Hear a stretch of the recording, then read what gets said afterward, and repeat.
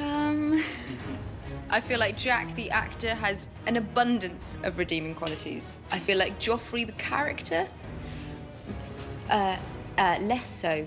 He's kind of always sits like squiffy on his chair. He's like always picking it at the handle, and he's like, I am the king! Joffrey, I mean, clearly the last person on Earth you would want to have any kind of power. I broke Stannis on the Blackwater. Pity you weren't there to help, Uncle. My apologies, Your Grace. I was rather busy. Busy getting captured. It's the best fun to play such a hateful or hate-inspiring character. Just to get the reaction out of someone is it's very satisfying. It's nice to, make people hate you. A royal wedding is history. The time has come for us all to contemplate our history. In terms of the challenge of the wedding, it's the entirety of it. It's the totality of a massive scene which takes up about half the episode. It was like shooting a short film in itself, actually. I was shocked by the sheer scale. I really have never seen anything like that in Game of Thrones before. I would find it very hard that I would have a wedding ceremony replicated like that again in my career. It was majestic, it was shimmering, and it just looked pristine. I think that's what Joffrey likes. He likes really something ostentatious and grand.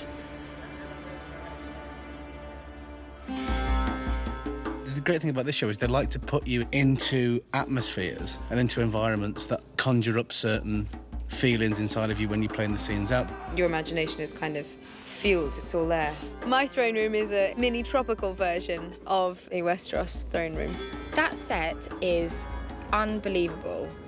I walked in and was like open-mouthed for a good 10 minutes. Very intimidating. And the media is lovely, but you kind of look up at them and it's kind of frightening.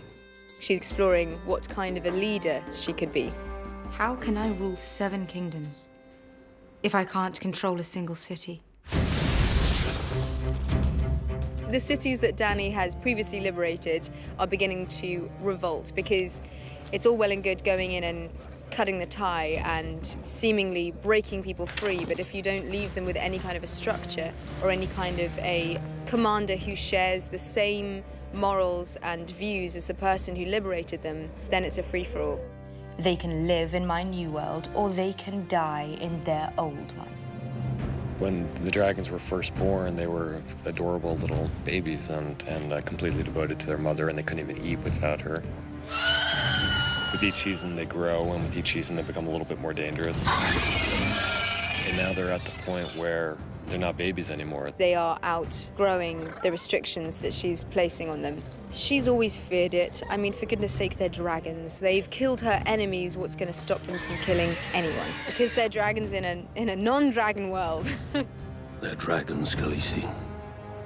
They can never be tamed. I think it's kind of a symbol of her losing control of herself and losing control of what she's doing. The thing that I got most excited about is Jon is not the same man from season to season. There's too much that's happened to him, too much that's gone on.